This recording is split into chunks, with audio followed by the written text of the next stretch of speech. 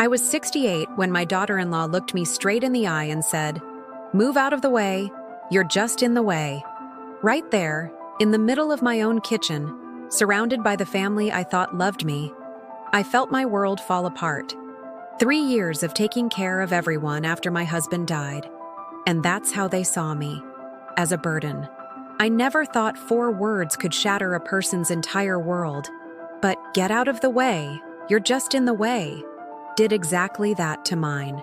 The words came from Linda's mouth like venom on that Sunday afternoon in March, her voice cutting through the warm kitchen air where I'd been quietly preparing dessert for our weekly family dinner. I was reaching for the sugar bowl, moving slowly because my arthritis was acting up again, when she pushed past me with such force that I stumbled backward into the counter. The ceramic bowl I'd been holding slipped from my fingers and crashed to the floor, sending white granules scattering across the tiles like tiny pieces of my broken heart. For 68 years, I'd never felt so small, so invisible, so utterly worthless as I did in that moment, standing there in the kitchen of the house that had been mine and Robert's for 43 years. The house where I'd raised my son David, where I'd nursed Robert through his final illness, where I'd thought I'd found a new purpose helping with my grandchildren after Robert passed 3 years ago. The house that somehow no longer felt like home. Linda didn't even pause to acknowledge what had happened.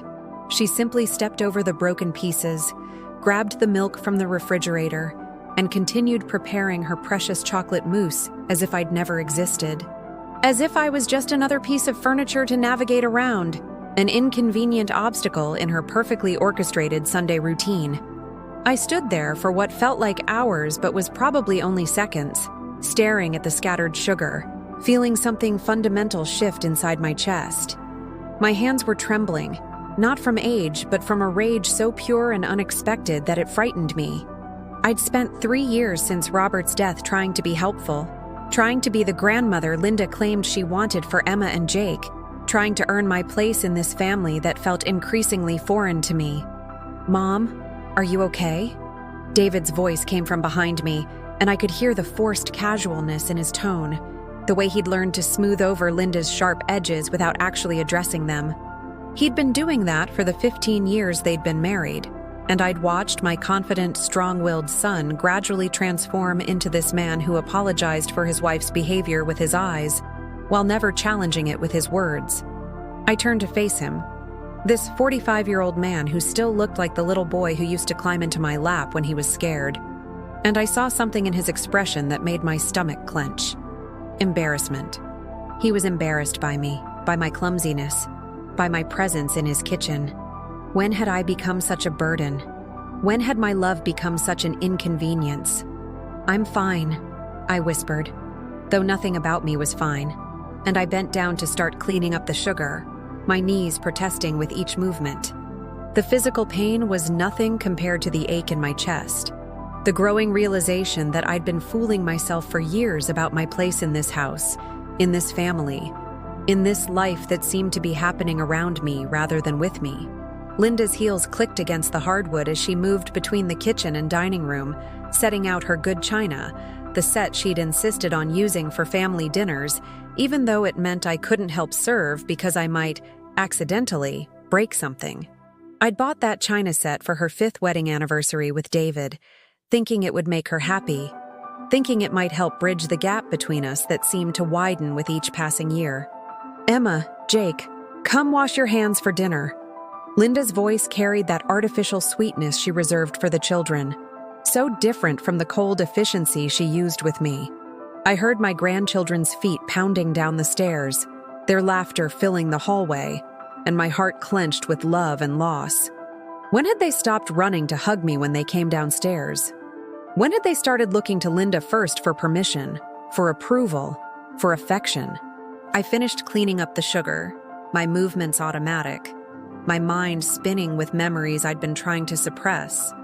The way Linda rearranged the living room furniture without asking after Robert's funeral, claiming she was helping me adjust.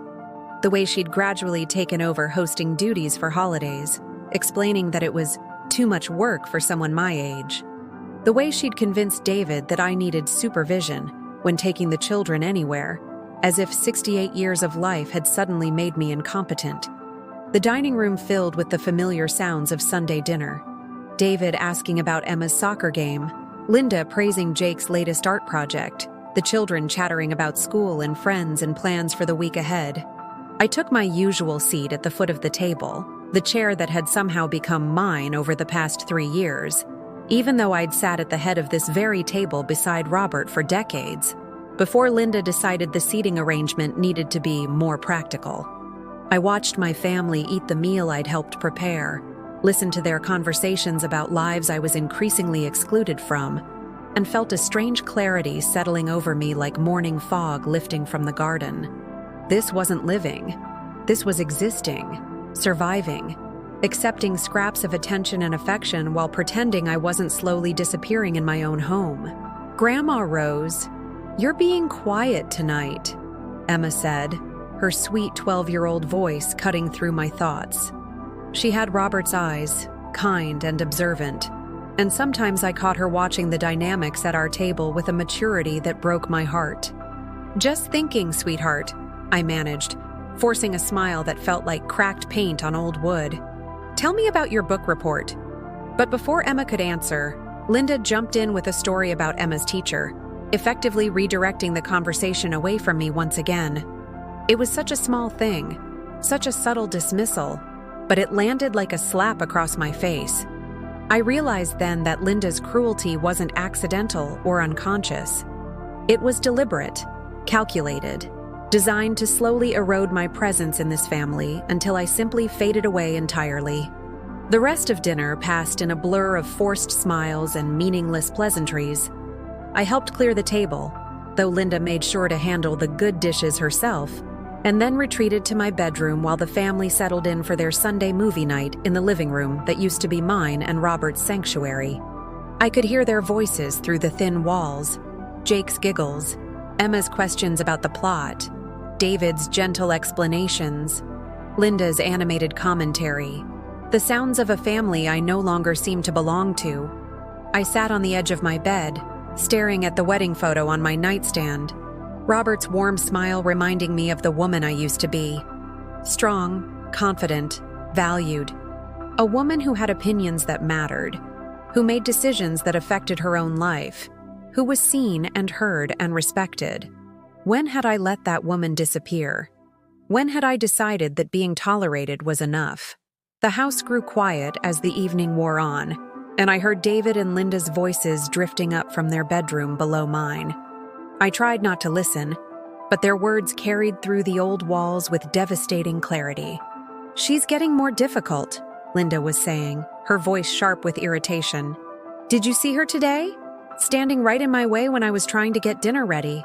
Sometimes I think she does it on purpose." "She's just trying to help," David replied, but his voice lacked conviction, as if he was reading lines from a script he'd memorized but didn't believe. "Help? David? She's 70 years old, and she moves like she's made of glass. I spend more time working around her than I would just doing everything myself. And the way she hovers around the kids, like she's afraid we're going to forget she exists if she's not constantly inserting herself into every conversation."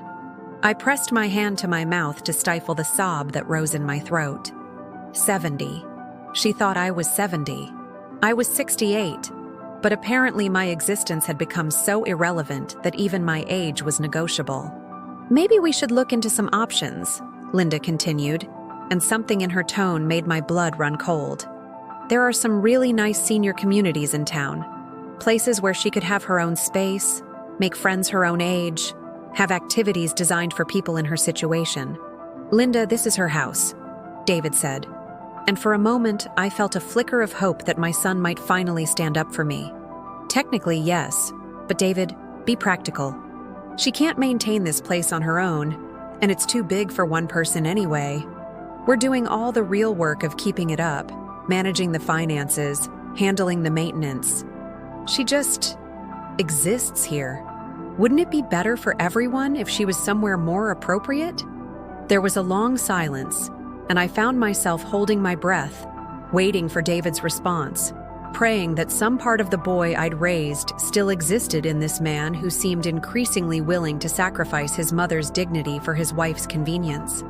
"I don't know," he finally said, and those 3 words shattered something fundamental inside my chest. Not, "absolutely not," or "this is her home," or "she stays with us." Just, "I don't know," delivered in the tone of a man who was already mentally measuring my bedroom for Linda's craft supplies. I lay awake until dawn, staring at the ceiling, listening to the house settle around me. This house that held 43 years of memories, where I'd brought David home as a newborn, where I'd nursed him through chicken pox and celebrated his graduation, and danced at his wedding reception in the backyard under string lights that Robert had hung just for the occasion. This house where I'd held Robert's hand as he took his last breath, where I'd thought I could build a new chapter of my life surrounded by the family we'd created together. But lying there in the pre-dawn darkness, I finally understood what Robert had been trying to tell me in his final weeks when he'd grown so insistent about reviewing our financial documents, about making sure I understood where everything was, about ensuring I knew the value of what we'd built together. He'd known. Somehow, he'd known that I would need to be strong, that I would need to remember who I was before I became David's mother and Linda's inconvenient mother-in-law. As the sun rose through my bedroom window, painting the walls with soft golden light, I made a decision that would change everything. I was going to find out exactly what I owned, what I was worth, and what options I really had. Because Linda was right about one thing. It would be better for everyone if I was somewhere more appropriate. She just had no idea how appropriate I was about to become. The woman who climbed out of bed that Monday morning was not the same woman who had cleaned sugar off the kitchen floor the day before. Something had shifted, something fundamental and irreversible, and for the first time in 3 years, I felt truly awake. The key to Robert's filing cabinet had been hanging in our bedroom closet for 3 years, hidden behind winter coats I rarely wore anymore. I'd avoided opening that cabinet since his funeral, partly from grief, but mostly from the overwhelming assumption that everything important had already been handled by David and the lawyer. How wrong I'd been about so many things. My hands shook as I turned the key Monday morning, the metal cold against my palm. The first drawer revealed exactly what I'd expected: insurance papers, medical bills from Robert's final months, copies of his will. But the second drawer held surprises that made my heart race in ways I hadn't felt since I was young, and anything seemed possible. The deed to the house sat in a manila folder marked property documents, in Robert's careful handwriting. I'd seen it before, of course, but I'd never really read it, never absorbed what it meant. The house wasn't just in my name as Robert's widow. It had been transferred to me completely 5 years before his death, something he'd done quietly while updating his estate planning. According to the paperwork, David had no legal claim to this property whatsoever. But that wasn't the shock that made me sink into Robert's old desk chair with my head spinning. Beneath the deed was another folder labeled Rose's Inheritance, Aunt Margaret Estate. I stared at those words, my mind struggling to process what I was seeing. Aunt Margaret had been my father's sister, a woman I'd barely known who'd moved to Colorado in the 1960s to raise horses. I'd received a sympathy card when she died 8 years ago, but I'd never heard anything about an inheritance. The documents told a different story.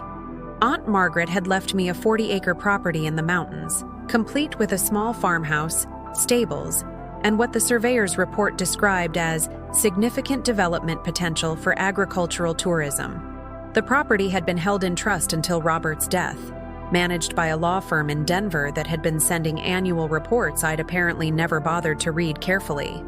I felt like I was reading about someone else's life, someone who owned valuable real estate and had options I'd never imagined.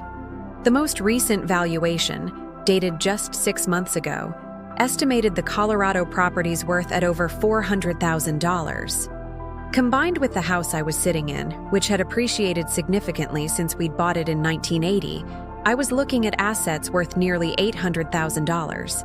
$800,000. I said the number out loud in the empty room, hearing how foreign it sounded in my voice. I wasn't poor. I wasn't dependent. I wasn't a burden who needed to be managed and tolerated. I was a woman of considerable means who had somehow forgotten her own worth. The sound of Linda's car in the driveway sent me scrambling to return everything to the filing cabinet, but I kept one document: the contact information for the Denver law firm managing Aunt Margaret's estate. As I heard Linda's heels clicking across the hardwood downstairs, I slipped the paper into my pocket and tried to look like I'd been doing nothing more significant than dusting Robert's old office. "Rose?" Linda's voice carried that familiar note of irritation as she called up the stairs. "The grocery store called. Apparently you forgot your credit card there yesterday. I had to drive all the way across town to pick it up. You really need to be more careful about these things." I hadn't forgotten my credit card. I'd used cash for groceries for the past 6 months because Linda had convinced David I was getting confused about money and might accidentally overdraw our account. Another small humiliation I'd accepted without question. Another way my independence had been quietly eroded until I'd forgotten I'd ever had any. "Thank you," I called back, my voice steadier than it had been in years. "I'll be more careful." But I wouldn't be more careful. I would be more aware, more awake, more alive than I'd been since Robert died. The woman who walked downstairs to face Linda that morning was carrying a secret that changed everything, though neither of us knew it yet.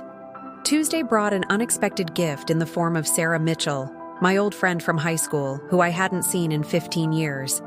She appeared at my front door like an answer to prayers I hadn't known I was sending. Her silver hair perfectly styled, her business suit crisp despite the spring humidity, her smile exactly as mischievous as it had been when we were 17 and planning to conquer the world. "Rose Murphy, you look like you've been buried alive," she said, pushing past me into the foyer with the same confidence she'd had as head cheerleader. "I was driving through the neighborhood and thought I'd stop by to see how you're doing." Clearly, the answer is not well. I should have been offended, but instead, I found myself laughing for the first time in months. Sarah had always been brutally honest, and right now, brutal honesty felt like a lifeline. "I'm fine," I started, but she cut me off with a wave of her manicured hand. "Honey, I'm 70 years old, and I've been fine exactly 0 days of my life. Nobody's fine. The question is whether you're doing something about whatever's making you not fine, or whether you're just sitting here accepting it like some kind of martyred saint." We sat in my living room, which I suddenly saw through Sarah's eyes. Outdated furniture arranged to suit Linda's preferences. Family photos that featured me less and less prominently as the years progressed. An overall atmosphere of a space where someone existed rather than lived. Sarah's story unfolded over coffee and store-bought cookies I was embarrassed to serve. After her husband died 12 years ago, she'd used his life insurance money to start a small business creating custom home decor. What began as a hobby to keep her hands busy had grown into a thriving company with 6 employees and a client list that included some of the wealthiest families in 3 states. "The thing about starting over after 60, she said, settling back into my couch like she owned it, is that you finally stop caring what other people think you should do with your life. You've spent 40 years being a wife and mother and daughter-in-law and all those other things that define you in relation to other people. When those roles end, either through death or divorce or kids growing up and moving on, you get to remember who you actually are underneath all that." "I don't know who I am anymore," I admitted, the words coming out before I could stop them. "I feel like I'm disappearing a little more every day." Sarah leaned forward, her eyes sharp with understanding. "Then stop disappearing. It's a choice, Rose. Maybe not an easy one, but it's still a choice." She told me about her business, about the satisfaction of creating something beautiful with her hands, about the respect she'd earned from clients who sought her out specifically because of her aesthetic vision. She talked about traveling to estate sales and antique markets, about the thrill of transforming discarded items into treasured pieces, about waking up every morning excited to see what the day might bring. "I'm not suggesting you need to start a business," she said as she prepared to leave. "I'm suggesting you need to start living. And living requires space, Rose. Physical space, emotional space, mental space. You can't live in the margins of someone else's life forever." After she left, I sat in my kitchen looking at the business card she'd pressed into my hand. Mitchell Designs, where yesterday's treasures become tomorrow's heirlooms. Below her name and contact information, she'd written in her still perfect penmanship, "Call me when you're ready to stop existing and start living." That evening, while David and Linda watched television downstairs, I called the law firm in Denver from the phone in Robert's office. The lawyer who managed Aunt Margaret's estate was a woman named Patricia Hernandez, and her voice carried the kind of competent warmth that made me feel immediately understood. "Mrs. Murphy, I'm so glad you called," she said. "We've been hoping to hear from you. The property has been beautifully maintained by our local caretaker, but it really needs an owner's attention to reach its full potential." She explained that Aunt Margaret had left detailed notes about her vision for the property, a working ranch that could host guests who wanted to experience mountain life, learn about horses, or simply escape the pressures of city living. The infrastructure was already in place, the permits were current, and the location was perfect for what the tourism industry called agritourism. The caretaker, Miguel Santos, has been working the property for 20 years, Patricia continued. He's kept the horses healthy, maintained the buildings, and actually improved the soil quality significantly. He's been waiting for you to decide what you want to do with the place. What would it take to make it operational? I asked, surprising myself with the question. Well, that depends on your vision and your budget. Miguel estimates it would take about $50,000 to update the guest facilities and market the business properly. The potential return, based on similar operations in the area, could be quite substantial. We're talking about a business that could generate 6 figures annually within 2 years. I was quiet for so long that Patricia asked if I was still there. "I'm here," I said. "I'm just thinking. Mrs. Murphy, if I may be direct, this property represents more than just financial opportunity. Your aunt specifically chose you as her heir because she believed you had the strength and vision to continue what she started. She left a letter for you that we've been holding until you were ready to consider taking an active role in the property's future." A letter. From a woman I'd barely known but who had somehow seen something in me that I'd forgotten existed. The tears that came then weren't from sadness but from a recognition so profound, it felt like coming home to myself after years of being lost. Wednesday brought the letter, delivered by overnight mail along with photographs of the Colorado property that took my breath away. Rolling meadows dotted with wildflowers, a crystal clear stream running along the eastern border, mountains in the distance that looked like they'd been painted by someone who understood exactly what peace should look like. But it was Aunt Margaret's letter that changed everything. "Dear Rose, if you're reading this, then Robert has passed, and you're finally free to become who you were always meant to be. I've watched you from a distance for decades, watched you pour your beautiful spirit into other people until I worried there wouldn't be anything left for yourself. This land is my gift to the woman I know you can be when you remember that you're allowed to want things for yourself, allowed to take up space in the world, allowed to be seen and heard and valued for exactly who you are. Don't let them convince you that your dreams died when you turned 60. Don't let them convince you that you're too old, too fragile, too late. You're not too anything except too patient with people who mistake your kindness for weakness. Come see what I've built for you, Rose. Come see what you can build for yourself." I read the letter 5 times, crying harder with each reading. Not from sadness, but from the overwhelming relief of being truly seen by someone who understood that I was more than just a convenient grandmother and unpaid housekeeper. That same morning, Linda's behavior escalated in a way that removed any lingering doubt about her intentions. I came downstairs to find her boxing up photographs from the living room mantelpiece, including the picture of Robert and me on our wedding day. "What are you doing?" I asked, my voice sharper than it had been in years. "Spring cleaning," she replied without looking up. "Some of these old photos are just collecting dust, and honestly, the living room feels so cluttered with all this personal stuff everywhere. I thought we could store some of these upstairs and make room for more current family pictures." More current family pictures. Pictures that didn't include Robert, didn't include our history, didn't include evidence that this house had been a home before Linda decided it needed her aesthetic improvements. "Those pictures stay where they are," I said. and something in my tone made her look up sharply. "Rose, I'm just trying to help modernize the space a little. Some of these photos are so old, and the frames are getting worn. I thought maybe we could get some nice new frames, display things more attractively." "The pictures stay where they are," I repeated. And for the first time in 3 years, Linda seemed to realize she was being challenged rather than merely questioned. "Well," she said, her voice taking on that icy politeness she used when she wanted to cut without appearing obviously cruel. "I suppose you're right. It's not like we have guests very often anyway. No one really sees this room except family." The implication was clear. I had no friends, no social life, no one who would notice or care how the living room looked. It was meant to hurt, meant to remind me of my isolation and irrelevance. Instead, it crystallized my resolve in ways Linda could never have anticipated. That afternoon, I called Sarah Mitchell and asked if she'd like to take a drive to Colorado with me to see a property I'd inherited. The excitement in her voice when I explained the situation was infectious, and for the first time in years, I felt like I was planning an adventure rather than simply enduring another day.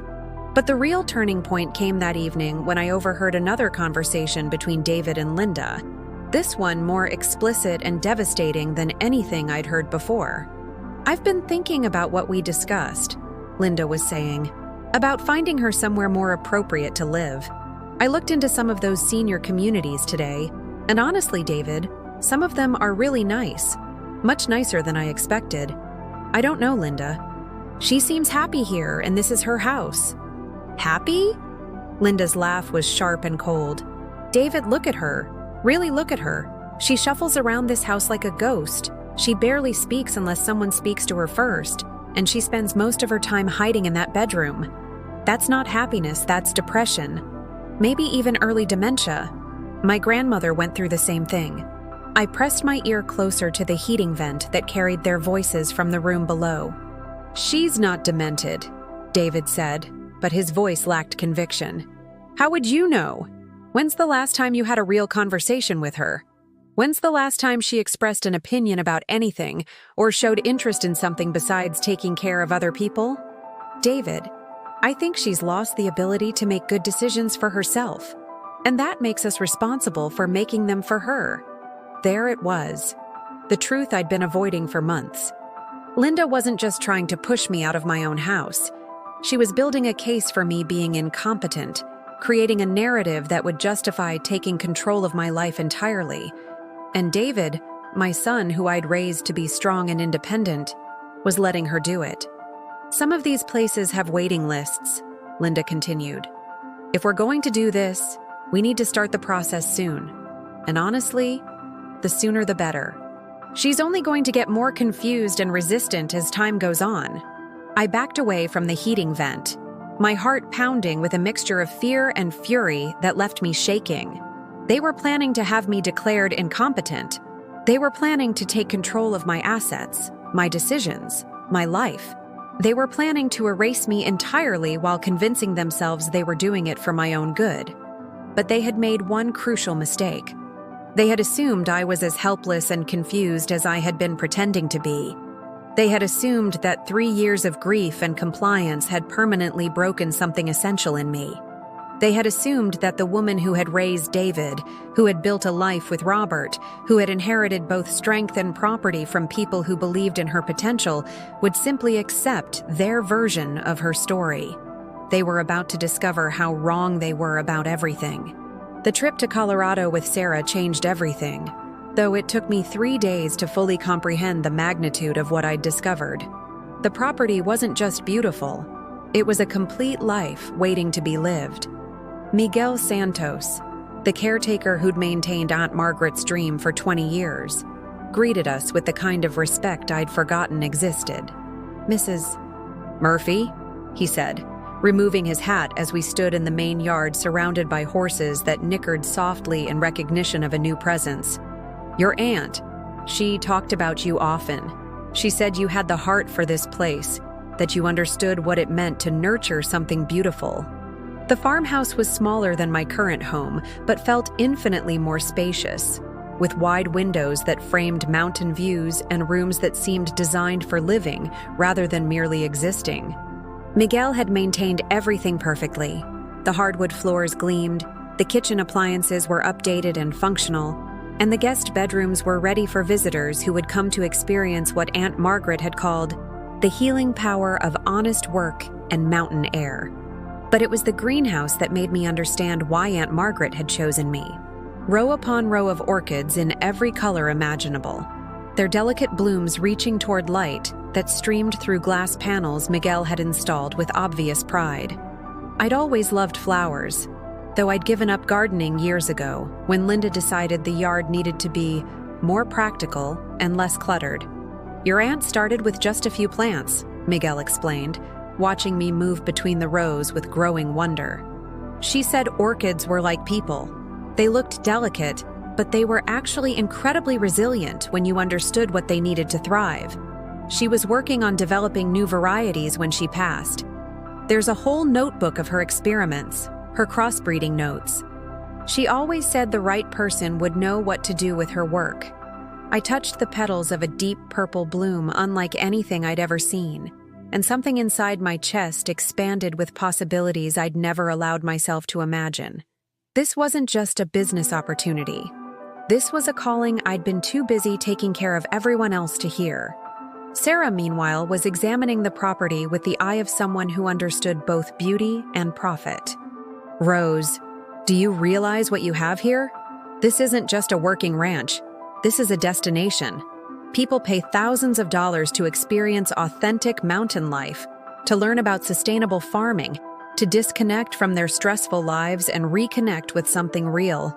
By the time we drove back to town 3 days later, I had a plan. Not just an escape route, but a complete transformation that would take 8 months to execute properly.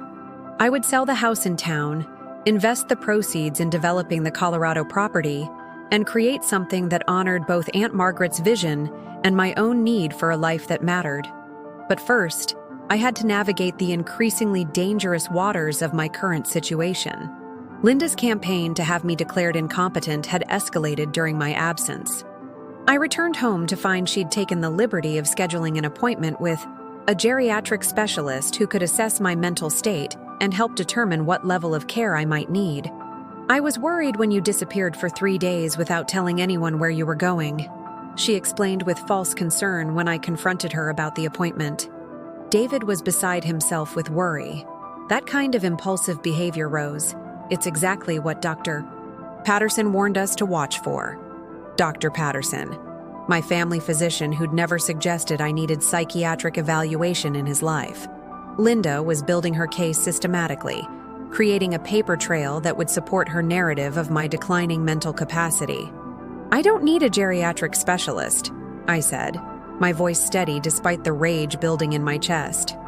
"I took a short trip with an old friend. That's not impulsive behavior. That's living." "Of course, dear," Linda replied in the tone people use with confused children. "But surely you can understand why we were concerned. You've been so fragile since Robert passed, and sometimes grief can affect our judgment in ways we don't even realize." The appointment was scheduled for the following Thursday. I had 10 days to prepare for what would essentially be a battle for my autonomy, my assets, and my future. 10 days to prove I was competent while secretly preparing to vanish from their lives entirely. I spent those 10 days being more strategically deceptive than I'd ever been in my life. I contacted a real estate agent about selling the house, but I did it through Sarah's business phone to avoid any paper trail that could be traced to me. I spoke with Patricia Hernandez about accelerating the Colorado development timeline and arranging for a significant cash transfer to fund immediate improvements. Most importantly, I documented everything. Linda's comments about my supposed incompetence, David's willingness to go along with her plans, the appointment they'd scheduled without my consent. But the real turning point came on Tuesday evening when Linda overplayed her hand so dramatically that even David couldn't ignore it. I was in the kitchen preparing dinner when I heard voices in the backyard. Through the window, I saw Linda on her phone, pacing near Robert's rose garden, speaking in the animated tone she used when she thought she had an audience that mattered. "No, Thursday should be perfect," she was saying. I've documented everything carefully. The confusion, the impulsive behavior, the inability to manage basic household tasks. Her own son agrees that intervention is necessary. Once Dr. Coleman confirms what we already know, we can move forward with guardianship proceedings. Dr. Coleman. Not Dr. Patterson, my longtime physician who knew me well, but someone Linda had specifically chosen. Someone who would see only what Linda wanted him to see. The house alone is worth almost $500,000, she continued, and my blood turned to ice as I realized she was discussing my assets with someone as if they were already hers to manage. Plus, there's apparently some property in Colorado she inherited but never mentioned.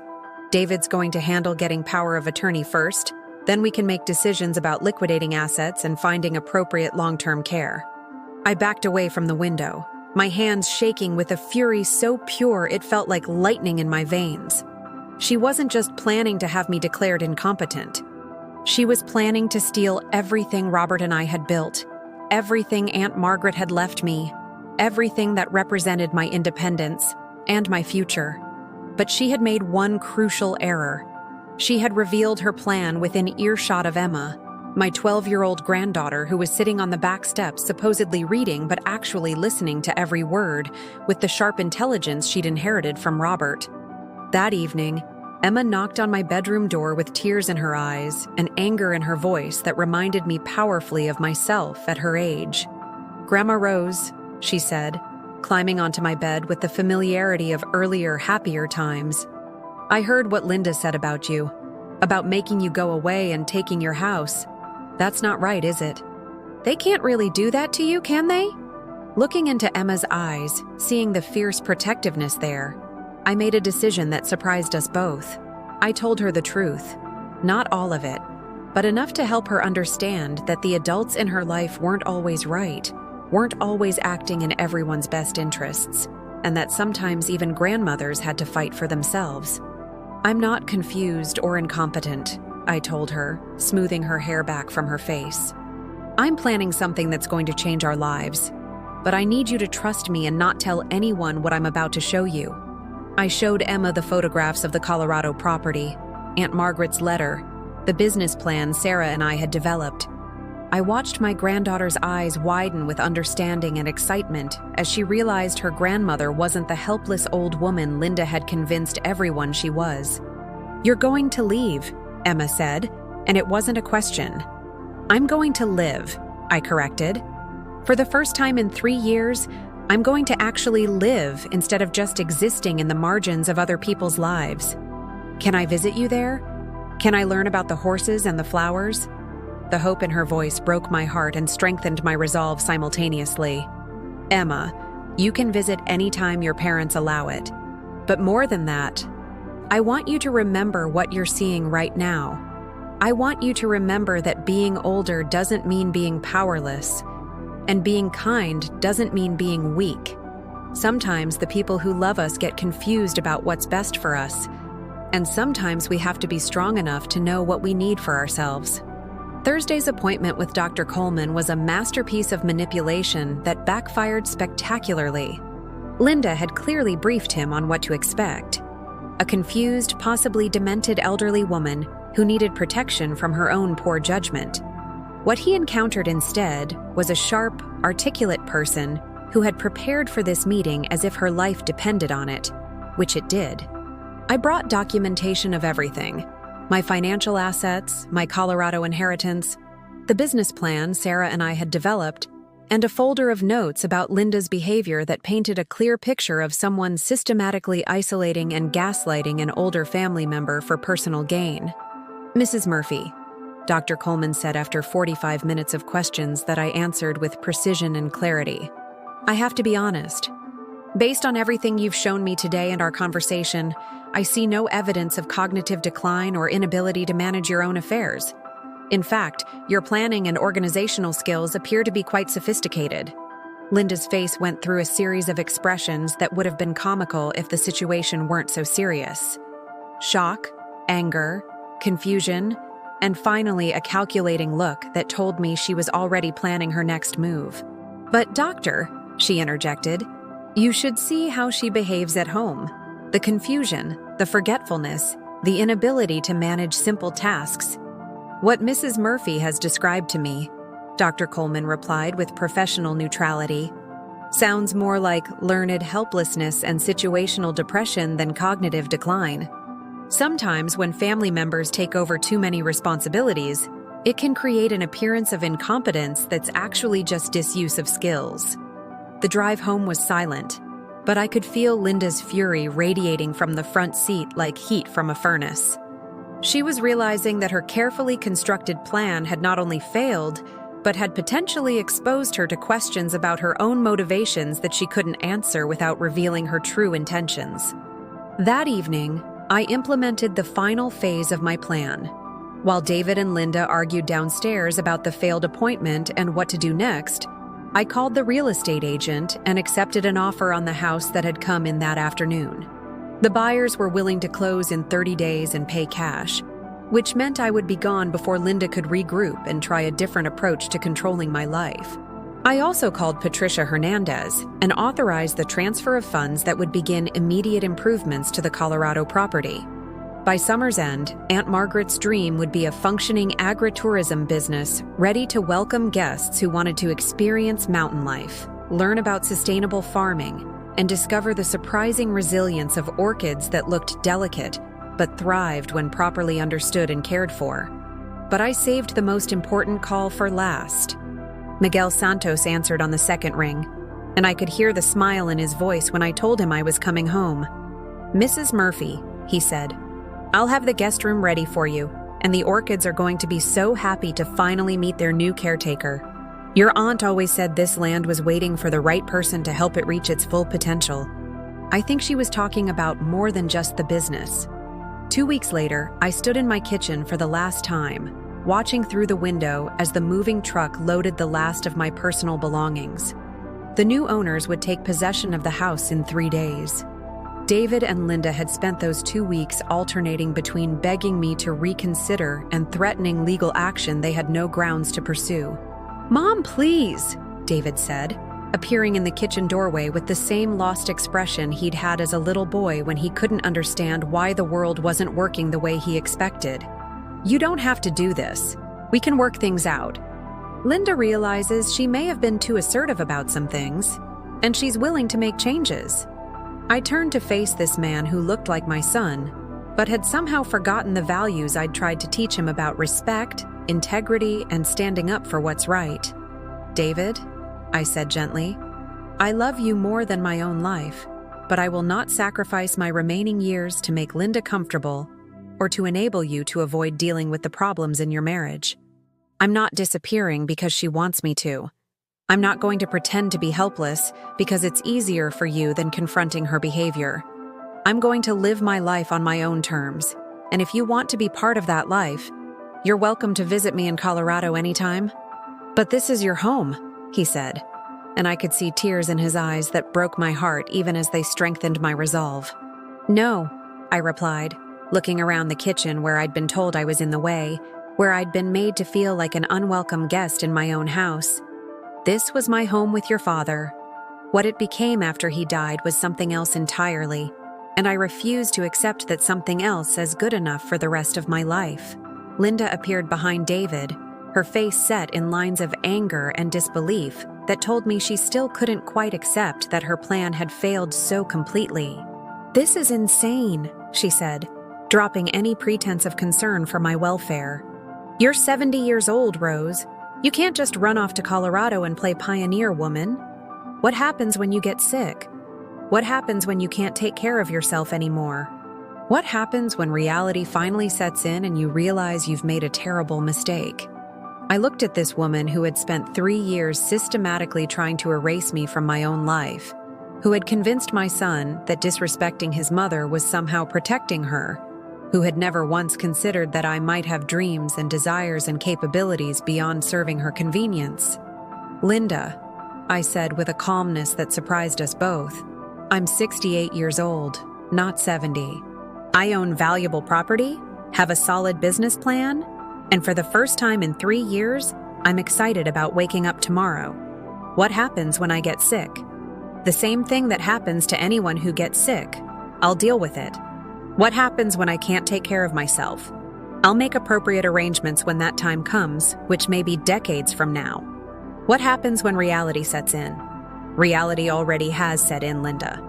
The reality is that I spent 3 years letting you convince me I was helpless and invisible, and I'm never making that mistake again. I picked up my purse and the small suitcase that contained everything I needed for my new life. Everything that actually mattered to me after decades of accumulating things that turned out to be just things. Emma and Jake are always welcome to visit me, I said, speaking directly to David. So are you, if you ever decide you want a relationship with your mother based on respect rather than management. My phone number isn't changing, and my door is always open to family who remember that love isn't about control. I walked toward the front door, then paused and turned back to face them one last time. Thank you, I said, and Linda's face showed confusion at words she clearly hadn't expected. Thank you? She repeated. Thank you for pushing me so hard that I finally remembered who I was before I became so focused on taking care of everyone else that I forgot to take care of myself. Thank you for being so obvious about your intentions that even I couldn't ignore them anymore. Thank you for forcing me to discover that I'm stronger, more capable, and more deserving of respect than I'd allowed myself to believe. You tried to make me disappear, Linda, but instead you helped me find myself. 6 months later, I stood in the greenhouse at sunrise, misting the orchids that had become my partners in the daily miracle of growth and transformation. The guest ranch was booked solid through the fall, with visitors coming from as far away as New York to experience what the travel websites were calling authentic mountain hospitality, with a focus on sustainable living and botanical education. Miguel had become not just my business partner, but my friend, teaching me everything Aunt Margaret had known about running the ranch and helping me understand the complex requirements of the orchid varieties that were becoming our specialty. Sarah visited monthly, bringing new decorating ideas and stories from her own thriving business. We discovered that independence and friendship could coexist beautifully when both people were living their own lives rather than trying to control someone else's. David called every Sunday, and our conversations were slowly rebuilding on a foundation of mutual respect rather than assumed obligation. Emma and Jake had spent 2 weeks with me over the summer, learning to ride horses and helping me transplant orchid seedlings. Their faces bright with the kind of happiness that comes from being valued for who you are, rather than managed for who someone else thinks you should be. Linda had stopped speaking to me entirely after I declined her suggestion that I come to my senses and move back home. I considered this development a significant improvement in my quality of life. As I finished my morning routine in the greenhouse, I caught my reflection in the glass panels and smiled at what I saw. A woman who looked like she belonged in her own life, who moved with purpose and confidence, who had stopped apologizing for taking up space in the world. I was 68 years old, and I was just getting started,